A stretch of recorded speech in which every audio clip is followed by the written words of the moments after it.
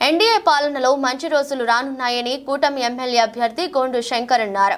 శ్రీకాకుళం గ్రామీణ మండలం పెదగనగల్లవానిపేటలో శుక్రవారం సాయంత్రం సర్పంచ్ బర్రి రామారావు ఆధ్వర్యంలో నిర్వహించిన ప్రజాగలం బాబు సూపర్ 6 ప్రచార కార్యక్రమంలో మాజీ ఎంపీపీ గోండు జగన్నాథరావుతో కలిసి ఆయన పాల్గొన్నారు.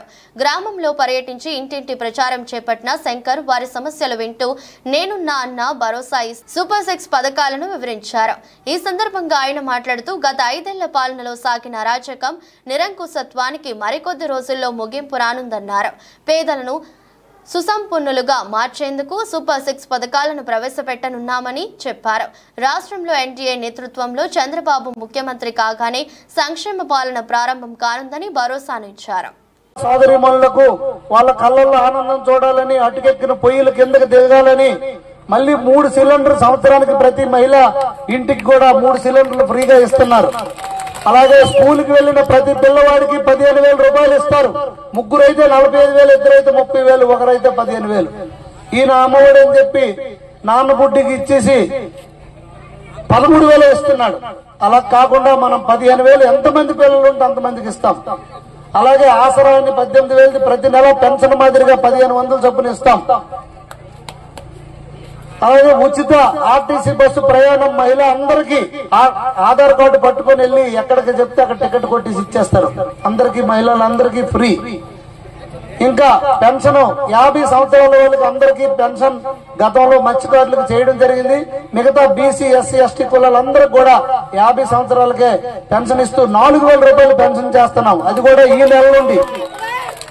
రేపు ఏప్రిల్, మే, జూన్ ఈ 3 నెలలు 1000 చొప్పున ఇస్తూ, జులైలో 4,000 మన ప్రభుత్వం వచ్చిన ఇస్తూ 4,000, ఈ 3,000 కలిపి 7,000 ఇస్తాం. వికలాంగులకి 3,000 నుండి 6,000 ఇస్తాం. అలాగే బీసీ డిక్లరేషన్ ద్వారా చంద్రన్న బీమా ఎవరైనా చనిపోతే 5 లక్షలు 12 రోజు తెచ్చేవాళ్ళు ఇప్పుడు వస్తున్నాయా మనకి? ఆ 5 లక్షలు ఇప్పుడు 10 లక్షలు చేస్తున్నాం. పెళ్లి కోనికి 50,000 1,00,000 రూపాయలు చేస్తున్నాం. అలాగే మళ్ళీ మీరు ఎప్పుడైనా శ్రీకాకుళం పట్టణం వచ్చినప్పుడు ఆకలిస్తే కడుపు నిండా అన్నం పెట్టడానికి అన్న క్యాంటీన్లు మళ్ళీ పునఃప్రారంభిస్తాం. అదేవిధంగా మళ్ళీ చంద్రన్న పెళ్లి కోనికి 50,000 1,00,000 ఇస్తూ సంక్రాంతి కోనికి ఇస్తాం, క్రిస్మస్ కోనికి ఇస్తాం, రంజాన్ తోఫా మళ్ళీ పునరుద్ధరిస్తాం. ఇవన్నీ కార్యక్రమాలను పెద్ద ఎత్తున చేపడతాం. రైతు భరోసా కింద 20,000 రైతులకు ఇస్తాం. మన నిరుద్యోగ సోదర యువకులు అందరూ ఉన్నారు, వాళ్ళకి 20 లక్షల ఉద్యోగ రూపకల్పన జరుగుతుంది. వాళ్ళకి ఉద్యోగాలు ఇస్తాం. ఉద్యోగాలు లేట్ అయితే 3,000 రూపాయలు వాళ్ళకి నిరుద్యోగ భృతి ఇస్తామని తెలియజేసుకుంటున్నాను. ఇంకా నాకు ఏం తెలుసు, ఆయన ఎవరికి తెలీదు, నాకు సాటి రాడు, నాకు ఎవరో అసలు ఆయన లెక్కే లేదని చెప్తున్నారు స్థానిక మంత్రివర్యులు. నేను లెక్కే లేదని మరి నా కోసం ప్రచారం చేస్తున్నందుకు మీకు ధన్యవాదాలని చెప్తున్నా. ఇంకా నేను ఈ నియోజకవర్గం అంతా నేను తిరిగాను. నేను ఇప్పుడు జిల్లా సర్పంచ్ సంఘం అధ్యక్షుడు. నాన్న గతంలో 14-19 ఎంపీపీకి చేశారు, అప్పుడు నేను ఎంపీటీసీ. మా మిసెస్ మన జడ్పీటీసీకి చేసింది మీకు అందరికీ తెలుసు. అమ్మ ఇప్పుడు ఎంపీగా గెలిచారు. మిసెస్ అమ్మ ఇద్దరు కలిపి గతంలో సర్పంచ్ చేశారు. 40 సంవత్సరాల నుండి మనం ఈ 81 నుండి ఈ రోజుకి ఓడిపోకుండా సర్పంచ్ గెలుస్తున్నాం. ఇవన్నీ మన ప్రజలు గమనించి మనకు ఓట్లు వేయడానికి సిద్ధమయ్యారని తెలిసి నా పైన లేనిపోని అసత్య ప్రచారాలలో ఈ నాయకులు, వైసీపీ నాయకులు ప్రచారం చేస్తున్నారు. అయితే నియోజకవర్గంలో సాగునీరు మీద కానీ, త్రాగునీరు మీద, మురుగునీరు, అలాగే రోడ్లు, అన్ని విషయాల్లో కూడా నాకు స్పష్టమైన అవగాహన ఉంది.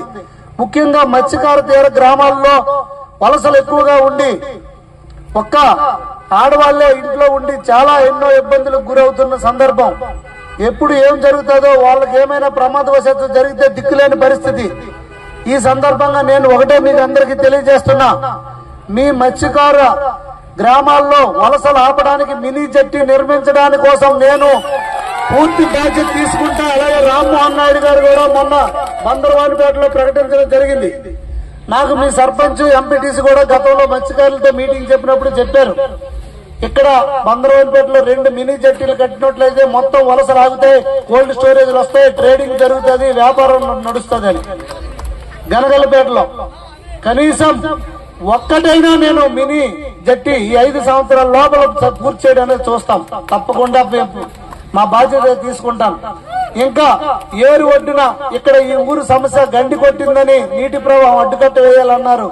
అది కూడా పూర్తి బాధ్యత నేను తీసుకుంటా. ఊరు నుండి బీచ్ వరకు లైట్స్ కావాలన్నారు.